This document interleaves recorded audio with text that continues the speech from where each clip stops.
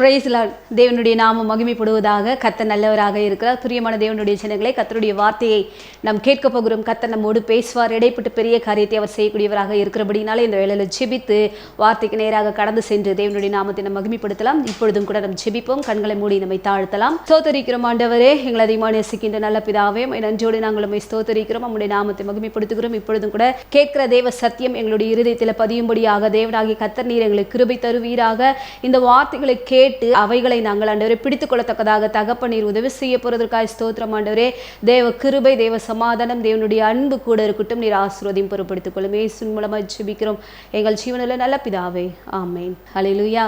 தேவன் நல்லவராக இருக்கிறார். இந்த வேளையிலும் கூட கர்த்தர் நம்மை நேசிக்கக்கூடியவர், கர்த்தர் நம் மீது அன்பு பாராட்டக்கூடியவர், கர்த்தர் நம்மை ஒவ்வொரு நாளும் விசாரிக்கிறவர் என்பதை நாம் அறிந்து கொண்டவர்களாக நாம் செயல்பட வேண்டும். பிரியமான தேவனுடைய ஜனங்களே, கர்த்தர் நம் ஒவ்வொருவரையும் நேசிக்கக்கூடியவராக இருக்கிறார். நம் ஒவ்வொருவர் மீதும் தேவன் பிரியம் வைக்கக்கூடியவராக இருக்கிறார். நாம் எடுத்து நாம் வாசிப்போம். ரோமரின் புஸ்தகத்தில் 9ஆம் அதிகாரம் 13வது வசனத்தை நாம் வாசிக்கலாம். அப்படியே யாக்கோபை சிநேகித்து ஏசாவை வெறுத்தேன் என்றும் எழுதியிருக்கிறது. ஹல்லேலூயா. தேவன் யாக்கோபை சிநேகிக்கக்கூடியவராக இருந்தாராம். ஏசாவை தேவன் வெறுத்தேன் என்று சொல்லி இந்த வேத வாக்கியம் நமக்கு தெரியப்படுத்துகிறது. பிரியமானவர்களே, கர்த்தர் யாக்கோபை நேசித்தார். யாக்கோபின் மீது அன்பு பாராட்டினார். யாக்கோபின் மீது தேவன் கரிசனையாக இருந்தார். ஏன் என்று சொன்னால், இந்த யாக்கோபு தேவனிடத்துல ஜெபிக்கக்கூடிய ஒரு மனுஷனாக இருந்தான். முற்காலத்தில் அவன் எப்பேற்பட்டவன் என்று சொன்னால், அவன் எத்தனாக, ஏமாற்றக்கூடியவனாக, தேவனுக்கு பிரியமில்லாதவனாக, தன்னுடைய குடும்பத்தாருக்கு உண்மை இல்லாதவனாக வாழ்ந்த ஒரு மனுஷனாக இந்த யாக்கோபு இருந்தான். ஆனாலும் அவனுடைய வாழ்க்கையில தேவனுக்கு முதலிடம் கொடுக்கக்கூடிய மனுஷனாக யாக்கோபு இருந்தான். இந்த யாக்கோபு தேவனோட ஒவ்வொரு நாளும் பழகக்கூடிய ஒரு மனுஷன், தேவனிடத்திலிருந்து நன்மையை எதிர்பார்க்கக்கூடிய ஒரு மனுஷன். ஆகையினால தான் கர்த்தர் யாக்கோபை சிநேகித்தாராம். யாக்கோபின் மீது தேவன் அன்பு பாராட்டினார் என்று சொல்லி இந்த வசனம் நமக்கு தெரியப்படுத்துகிறது. பிரியமானவர்களை, கர்த்தருடைய வார்த்தை சொல்லுகிறது, யாக்கோபை தமக்கு என்றும் இஸ்ரவேலை தம்முடைய ஜனமாகவும் கர்த்தர் தெரிந்து கொண்டாராம். ஏனென்று சொன்னால், யாக்கோபு போராடி ஜெபிக்கக்கூடிய ஒரு மனுஷன், யாக்கோபு ஜெபத்தில் தரித்திருக்கக்கூடிய ஒரு மனுஷன். ஒரு பிரச்சனை வருகிறது என்று சொன்னால் அந்த பிரச்சனையை கர்த்தரிடத்தில் சொல்லி அந்த பிரச்சனைக்கு முடிவை கொண்டு வரக்கூடிய ஒரு மனுஷனாக இந்த யாக்கோபு இருந்தான். இந்த யாக்கோபு ஆசீர்வாதத்தின் மேல ஒரு ஆசையுள்ள ஒரு மனுஷன். யாக்கோபு தேவனோடு பழகக்கூடிய ஒரு மனுஷன். தேவனிடத்திலிருந்து நன்மையை பெற்றுக்கொள்ள வேண்டும் என்று சொல்லி தேவனிடத்திலிருந்து சகாயத்தை எதிர்பார்க்கக்கூடிய ஒரு மனுஷனாக இருந்தபடினாலே தான் கர்த்தர் யாக்கோபை சிநேகித்தாராம், யாக்கோபை நேசித்தாராம். இந்த வேளையில கூட பிரியமானவர்களே, இந்த யாக்கோபை போல கர்த்தர் நம்மை நேசிக்க வேண்டும் என்று சொன்னால், யாக்கோபின் இடத்துல காணப்பட்ட குணாதிசயம் நமக்குள்ளாக செயல்பட வேண்டும். யாக்கோபுக்குள்ளாக அப்பேற்பட்ட குணாதிசயம் என்ன இருந்தது? அவன் ஜெபிக்கக்கூடிய ஒரு மனுஷனாக இருந்தான். தன் பிரச்சனையின் மத்தியில தன் தேவனோடு போராடி மேற்கொண்டு தேவனிடத்திலிருந்து ஆசீர்வாதத்தை பெற்றுக்கொள்ளக்கூடிய ஒரு மனுஷனாக இருந்தான். நாம் வாசிக்கலாம். ஓசியாவின் புஸ்தகத்துல 12ஆம் அதிகாரம் 3வது வசனத்தை நாம் வாசிப்போம். அவன் தாயின் கர்ப்பத்திலே தன் சகோதரனுடைய குதிகாலை பிடித்தான், தன் பெலத்தினால் தேவனோடே போராடினான். ஹல்லேலூயா. தாயின் கர்ப்பத்திலேயே அவனுக்கு போராடக்கூடிய ஒரு செயல் இருந்தது. வயிற்றுக்குள்ளாக, தாயின் வயிற்றுக்குள்ளாக 2 குழந்தைங்க இருக்கிறாங்க. 2 குழந்தைங்க இருக்கும் பொழுதும் அவன் தன் சகோதரனோட போராடக்கூடியவனாக இருந்தான். முதலாவதாக நான் போயிட்டு தேவனிடத்தில் ஆசீர்வாதங்களை பெற்றுக்கொள்ள வேண்டும் என்று சொல்லி இந்த பூமியில வருவதற்காக அவன் வயிற்றுக்குள்ளேயே போராடக்கூடிய ஒரு மனுஷனாக இருந்தான். அது மாத்திரமல்லாதபடிக்கு தன் பலத்தினாலே தேவனோடு போராடக்கூடியவனாக இருந்தான். இந்த வேளையில பிரியமானவர்களே, யாக்கோபுக்குள்ளாக ஒரு பலன் கிரியை செய்து என்ன சொன்னா, ஜபத்துல போராடக்கூடிய ஒரு மனுஷனாக இருந்தான். ஜபத்துல தரித்திருந்து தேவனிடத்திலிருந்து ஆசீர்வாதங்களை பெற்றுக்கொள்ளக்கூடிய ஒரு மனுஷனாக இவன் இருந்தான். யாக்கோபு அவன் தனித்திருக்கும் பொழுதெல்லாம் தேவனோடு சஞ்சரிக்கக்கூடியவன், தேவனோடு பேசக்கூடியவன், தேவனோட என்ன பண்ணுவானா, தன்னுடைய பிரச்சனையை தெரியப்படுத்தக்கூடியவன். இந்த வேளையில கூட உங்களுடைய வாழ்க்கையில கூட கர்த்தர் உங்களை நேசிக்க வேண்டும் என்று சொன்னால், உங்களுக்குள்ளாக ஒரு ஜப ஆவி இருக்க வேண்டும். தேவனோடு பேசக்கூடிய ஒரு பழக்கம் உங்களுக்குள்ளாக இருக்க வேண்டும். அப்படி இருந்தால் மாத்திரமே தேவன் உங்களோடு இருந்து உங்களுடைய தேவைகளை சந்திக்க அவர் வல்லமையுள்ளவராக இருக்கிறார். உங்களுடைய பிரச்சனையை மாற்ற அவர் உங்களுக்கு உதவி செய்யக்கூடியவராக, சகாயராக உங்களுக்கு வருவார். தன்னுடைய பலத்தின் மிகுதியினாலே அவன் தேவனோடு போராடி மேற்கொண்டானாம். அப்ப பாருங்க, கர்த்தர் என்னை ஆசீர்வதிக்க வேண்டும், கர்த்தர் என்னை உயர்த்த வேண்டும், கர்த்தர் என்னை மேன்மைப்படுத்த வேண்டும் என்று சொல்லி தேவனோடு போராடக்கூடிய ஒரு மனுஷனாக இருந்தான். அதே ஓசியாவின் புஸ்தகத்துல 12ஆம் அதிகாரத்தில் 4வது வசனத்தை வாசிப்போம். அவன் தூதனானவரோடே போராடி மேற்கொண்டான். அழுது அவரை நோக்கி கெஞ்சினான். பெத்தேலிலே அவர் அவனை கண்டு சந்தித்து அவ்விடத்திலும் நம்மோடே பேசினார். ஹல்லேலூயா. அவன் யாருன்னு சொன்னா இந்த யாக்கோபு ஜெபிக்கக்கூடிய ஒரு மனுஷன். இவன் என்ன பண்றான் அப்படின்னு சொன்னா தன் தேவனோட போராடி அழுது கெஞ்சி, ஆண்டவரே நீர் என்னை ஆசீர்வதித்தால் ஒழிய நான் உம்மை விடவே மாட்டேன் ஆண்டவரே, இந்த பூமியில நான் வாழ்வதற்கு எனக்கு ஆசீர்வாதம் தேவை ஆண்டவரே என்று சொல்லி அவன் யாரிடத்துல இந்த ஆசீர்வாதத்தை எதிர்பார்த்தான் என்று சொன்னால் நம்முடைய பரம தகப்பனாகிய பிதாவினிடத்திலிருந்து ஆவிக்குரிய ஆசீர்வாதங்களை எதிர்பார்க்கக்கூடிய ஒரு மனுஷனாக இந்த யாக்கோபு காணப்பட்டானுங்க. அவனுடைய தகப்பன் அவனை ஆசீர்வதித்தார். ஈசாக்கு என்ன பண்ணாருன்னு சொன்னா யாக்கோபை ஆசீர்வதித்தார். பூமிக்குரிய ஆசீர்வாதங்களையும் இந்த யாக்கோபு சுதந்திரித்துக் கொண்டான். அது மாத்திரமல்லாதபடிக்கு மாம்ச பிரகாரமான ஆசீர்வாதம் எனக்கு போதாது, ஆவிக்குரிய ஆசீர்வாதம் உன்னதத்திலிருந்து தேவன் என்னை ஆசீர்வதிக்க வேண்டும் என்று சொல்லி அவன் தேவனோட போராடி மேற்கொண்டு நீர் என்னை ஆசீர்வதிக்க வேண்டும் ஆண்டவரே, அப்பா நீர் என்னை ஆண்டவரே ஒரு நாள் கைவிடக்கூடாது, உம்முடைய ஆசீர்வாதம் எனக்குள்ளாக தங்கி இருக்க வேண்டும் என்று சொல்லி அவன் என்ன பண்ணான போராடி மேற்கொண்டு கர்த்தரிடத்திலிருந்து அவன் என்ன பண்ணான்னு சொன்ன ஒரு ஆசீர்வாதத்தை பெற்றுக்கொண்டான். கர்த்தர் சொல்றாரு, நீ மனுஷனோடும் தேவனோடும் போராடினபடினாலே இனி யாக்கோபு எனப்படாமல் இனி நீ என்ன பண்ணுவ, இஸ்ரவேல் எனப்படுவாய் என்று சொல்லி நீ ஏமாற்றக்கூடியவன் கிடையாது, இனி நீ உண்மையாய் வாழக்கூடியவன், நீ சபிக்கப்பட்டவன் கிடையாது, நீ ஆசீர்வாதமா இல்லாத மனுஷன் கிடையாது, ஆசீர்வாதத்தோடு வாழக்கூடிய மனுஷன் என்று சொல்லி இஸ்ரவேல் என்று பெயரிட்டு யாக்கோபை கர்த்தர் ஆசீர்வதித்தார். ஹல்லேலூயா. பிரியமான தேவனுடைய ஜனங்களே, இந்த ஜெபத்துல இருக்கும் பொழுது யாக்கோபு தேவனிடத்துல போயிட்டு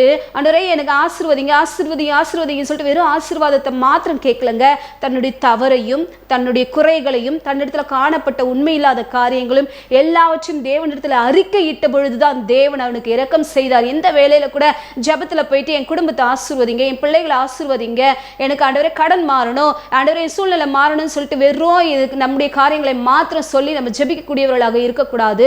தேவ சமூகத்தில் நம்மை தாழ்த்தி நம்முடைய பாவங்களையும் நம்முடைய குறைகளையும் தேவ சமூகத்தில் அறிக்கையிடும் பொழுதுதான் தேவனிடத்திலிருந்து ஒரு ஆசீர்வாதத்தை பெற்றுக்கொள்ள முடியும். தேவனுடைய வசனம் இப்படியாக சொல்லுகிறது, தன் பாவங்களை மறைக்கிறவன் வாழ்வடை மாட்டான், அவைகளை அறிக்கை செய்து விட்டு விடுகிறான் இரக்கத்தை பெறுவான் என்று சொல்லி இந்த யாக்கோபு தேவனிடத்தில் இரக்கத்தை பெற்றுக்கொண்டான், தேவனிடத்திலிருந்து சகாயத்தை பெற்றுக்கொண்டான். அவனிடத்தில் என்னென்ன காணப்பட்டதோ என்னென்ன குறைவுகள் இருந்ததோ அதை எல்லாவற்றுமே தேவனுக்கு தெரியப்படுத்தினார். ஹல்லேலூயா. பிரியமானவர்களே, உங்களுடைய வாழ்க்கையில கூட என்ன குறை இருந்தாலும் அது தேவனுக்கு தெரியப்படுத்துங்க.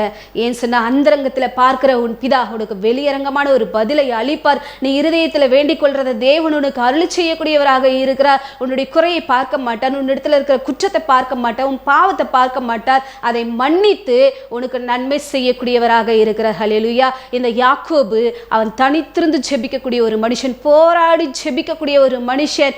உங்களுடைய வாழ்க்கையில கூட ஒரு ஜெபத்திற்கு பதில் வர வேண்டும் என்று சொன்னால் தினந்தோறும் போராடி ஜெபிக்கக்கூடியவர்களாக நாம் காணப்பட வேண்டும். அப்படி இருந்தால் மாத்திரமே தேவன் நம்மை ஆசீர்வதிப்பார். கர்த்தர் யாக்கோபின் மீது பிரியம் வைத்தார், யாக்கோபின் மீது நேசம் வைத்தார். ஏன் என்று சொன்னால் அவன் ஜெபிக்கக்கூடிய ஒரு மனுஷன். நீங்களும் நானும் ஜெபித்தோம் என்று சொன்னால் உங்கள் மீதும் கர்த்தர் அன்பை பாராட்டுவார், உங்கள் மீதும் தேவன் என்ன பண்ணுவார், இரக்கம் பாராட்டுவார். உங்களுக்கு வேண்டியவைகளை தேவன் செய்வார். உங்களுக்கு தடைப்பட்டிருக்கிற நன்மைகள் எல்லாவற்றுமே தேவன் உங்களுக்கு அந்த தடைகள் எல்லாவற்றுமே நீக்கி உங்களுக்கு ஆசீர்வாதத்தை கொடுத்து உங்களை உயர்த்துவது நிச்சயமாக.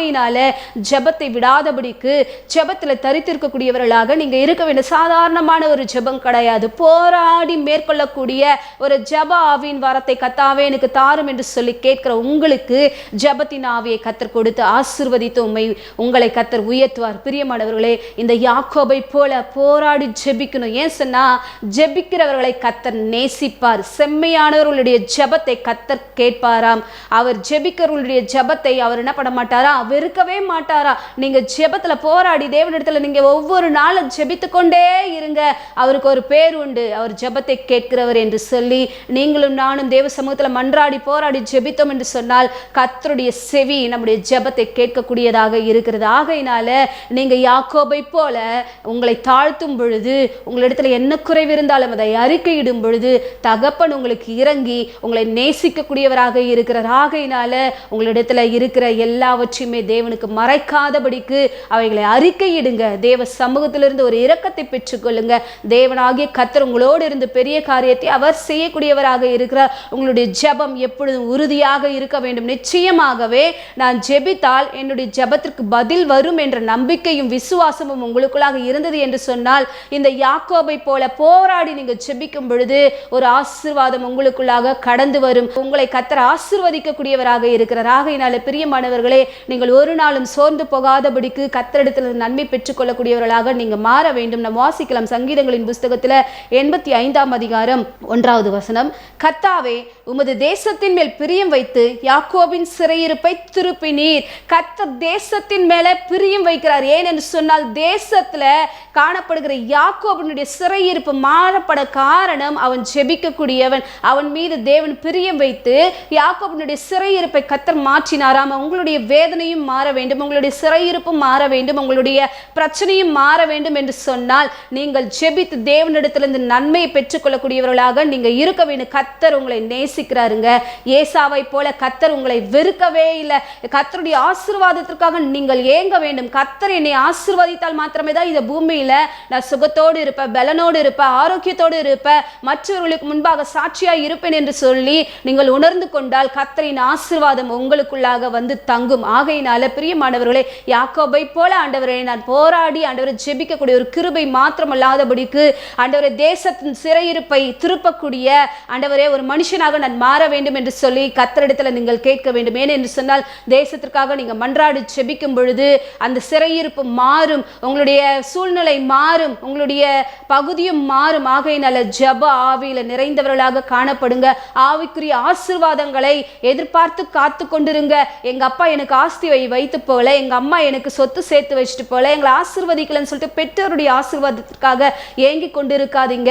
தேவனிடத்திலிருந்து ஆசீர்வாதத்தை பெற்றுக்கொள்ள வேண்டும் என்று சொல்லி நீங்கள் காத்திருக்கும் பொழுதுதான் கர்த்தர் உங்களை ஆசீர்வதிப்பார். இந்த யாக்கோபு பூமிக்குரிய ஆசீர்வாதத்தையும் சுதந்திரித்துக் கொண்டான், தேவனிடத்திலிருந்து வரக்கூடிய ஆவிக்குரிய ஆசீர்வாதங்களையும் சுதந்திரித்துக் கொண்டான். கர்த்தர் நம்மை ஆவிக்குரிய சகல ஆசீர்வாதங்களினாலும் நம்மை ஆசீர்வதித்து வைத்திருக்கிற அந்த ஆசீர்வாதத்தை பெற்றுக்கொள்ளக்கூடிய தகுதியுள்ள பாத்திரங்களாக நம் மாறும்படியாக ஜபத்துல தருத்திந்து அவைகளை பெற்றுக்கொள்ள வேண்டும். பிரியமானவர்களே, எனக்கு ஆசீர்வாதம் இல்லைன்னு சொல்லிட்டு ஒரு நாள் ஒருத்தர் சொல்லக்கூடாது. ஏன்னா ஏற்கனவே கர்த்தர் நம்மை ஆசீர்வதித்து வைத்திருக்கிறார். வானத்தையும் பூமியும் படைத்த கர்த்தரால நீங்கள் ஆசீர்வதிக்கப்பட்டவர்களாகையினால நான் ஆசீர்வதிக்கப்பட்டவன், அதை பெற்றுக்கொள்வேன் என்று சொல்லி ஜபத்துல தேவனிடத்திலிருந்து போராடி ஆசீர்வாதத்தை பெற்றுக்கொள்ளக்கூடியவர்களாக மாற வேண்டும். கர்த்தர் நேசிக்கிறவர்களை அவர் ஆசீர்வதிப்பார். ஏசாவை கர்த்தர் வெறுத்தார். ஏன் என்று சொன்னால் நாம் வாசிக்கலாம் எபிரேயரின் புஸ்தகம் 12ஆம் அதிகாரம் 16வது வசனம்.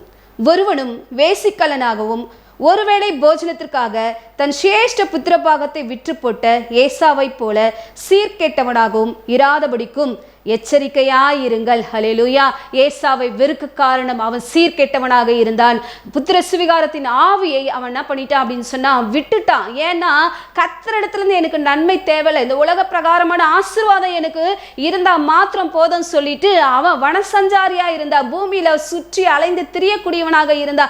தேவ சமூகத்துக்கு வர வேண்டும் என்ற எண்ணமோ, தேவனிடத்துல பழக வேண்டும் என்ற எண்ணமோ, கர்த்தரோடு ஜெபிக்க வேண்டும் என்ற எண்ணமோ அந்த ஏசாவுக்குள்ளாக இல்லை. ஆனால் அவன் தன்னுடைய சகோதரனை நேசிக்கக்கூடியவன், தன்னுடைய குடும்பத்தை நேசிக்க நல்லவனாக இருந்தாலும் அவனுக்கும் தேவனுக்கும் ஐக்கியம் இல்லாம போனது. ஏசாவை போல சீர்கெட்டவனாக அலைந்து திரிகிறவனாக தேவனுடைய ஆசீர்வாதத்தை அவன் விரும்பவே இல்லைங்க. அது போல தேவனிடத்திலிருந்து நீங்க ஆசீர்வாதத்தை விரும்பினால் மாத்திரமே தான் கர்த்தர் உங்களை ஆசீர்வதிப்பார். ஏசாவை போல சீர்கெட்டவனாக இராதீங்க. ஒருவேளை சோற்றுக்காக அவன் என்ன பண்ணிட்டான், தன்னுடைய சிரேஷ்ட புத்திர பாகத்தை இழந்து போயிட்டானா. தேவன் ஆசீர்வதிக்கக்கூடிய ஆசீர்வாதத்தை இழந்து மனம் கசந்து அழுது, ஆண்டவரே என்ன நீங்க என்ன பண்ணுங்க ஆசீர்வாதிங்கன்னு சொல்லிட்டு ஆசீர்வாதத்துக்காக கெஞ்சி மன்றாடினான். ஆனாலும் அவருடைய கெஞ்சுதலுக்கு எந்தவித பதிலும் வரவே இல்லை. பிரியமானவர்களே, இந்த நாள்ல கூட ஒரு நாள் நான் ஜெபித்தேன், என்னுடைய ஜெபத்திற்கு பதில் வரலன்னு சொல்லிட்டு நீங்க கர்த்தருடைய சமூகத்தை விட்டு விலகி போயிட்டு திரும்பவும் அந்த ஆண்டவரே எனக்கு உதவி செய்யும் என்று சொல்லி கேட்டீங்கன்னு சொன்னா, சீர்கெட்டவர்களா இருந்தீர்கள் என்று சொன்னால் ஏசாவை போல வெறுக்கக்கூடியவர்களாக மாறிடுவீங்க. ஏசா எப்படி ஆசீர்வாதத்தை சுதந்திரித்துக் கொள்ள முடியாதபடிக்கு புத்திர சுவிகாரத்தின் ஆவியை இழந்து போயிட்டானோ, ஆவிக்குரிய ஆசீர்வாதத்தை இழந்து போயிட்டானோ, அதே போல ஆவிக்குரிய ஆசீர்வாதங்களை இழந்த ஒரு நிலைமையில நீங்க காணப்படுவீங்க. அப்படி இராதபடிக்கு ஆண்டவரே ஆவிக்குரிய கிருபையினால வரங்களினால என்னை நிரப்பும் ஆண்டவரே, ஜப ஆவியினால என்னை நிரப்பும் ஆண்டவரே. அப்பா உகந்த பிரியமுள்ள ஒரு மகனாக நான் மாற, ஒரு மகளாக நான் மாற இந்த வேளையில என்னை அர்ப்பணிக்கிறேன் என்று சொல்லி கேட்கிற யாவர் மீதும் கர்த்தர் தம்முடைய ஆவியை பொழிந்தருளுவார். ஆண்டவரே, நான் யாக்கோபை போல உம்மை ஆண்டவரே இடத்துல சகாயத்தை பெற்றுக்கொள்ளவும் ஆண்டவரே ஏசாவை போல நான் சீர்கெட்டவனாய் இராதபடிக்கு கர்த்தாவே இந்த பூமியில சாட்சியாய் ஜீவிக்கத்தக்கதாக ஆவிக்குரிய ஆசீர்வாதத்தினால என்னை ஆசீர்வதியும் என்று சொல்லி தேவ சமூகத்துல கேட்போம். கர்த்தர் தாமே இந்த வார்த்தைகளை ஆசீர்வதிப்பாராக. நாம் ஜெபிக்கலாம். ஸ்தோத்திரம் ஆண்டவரே, எங்களை அதிகமாக நேசிக்கின்ற நல்ல பிதாவே, நன்றியோடு நாங்கள் உம்மை ஸ்தோத்திரிக்கிறோம். இந்த வேளையில கூட கேட்ட சத்தியத்தின்படியாக ஆண்டவரே, நீர் யாக்கோபை சிநேகிக்கக்கூடியவர் ஆண்டவரே. அப்பா, யாக்கோபு ஆண்டவரே தேவனோடு போராடி மேற்கொண்டு ஜெபிக்கக்கூடியவன். அதை போல உம்முடைய பிள்ளைகள் ஒவ்வொருவரும் ஆண்டவரே போராடி ஜெபிக்கக்கூடிய ஒரு ஜெப ஆவியை கர்த்தர் ஊற்ற போறதற்காக ஸ்தோத்திரம் ஆண்டவரே. எந்த காரியத்தை ஆண்டவரே அவங்க முன்ன வச்சு ஜெபிக்கிறாங்களோ அந்த காரியத்துல ஒரு வெற்றியை காண்ற வரைக்கும் ஆண்டவரே ஜெபத்துல ஆண்டவரே அவங்க தரித்திருந்த ஆண்டவரே ஆசீர்வாதத்தை பெற்றுக்கொள்ளும்படியான ஒரு கிருபையும் ஆண்டவரே அப்பா நீர் ஆசீர்வாதத்தையும் தேவனை தந்திரள போறதற்காக ஸ்தோத்திரம். உம்முடைய தயவின் கரம் கூட இருக்கட்டும். ஆசீர்வாதையும் பொறுப்படுத்திக் கொள்ளும். இயேசு கிறிஸ்து நாமத்தினால ஜெபிக்கிறோம் எங்கள் ஜீவனுள்ள நல்ல பிதாவே. ஆமென்.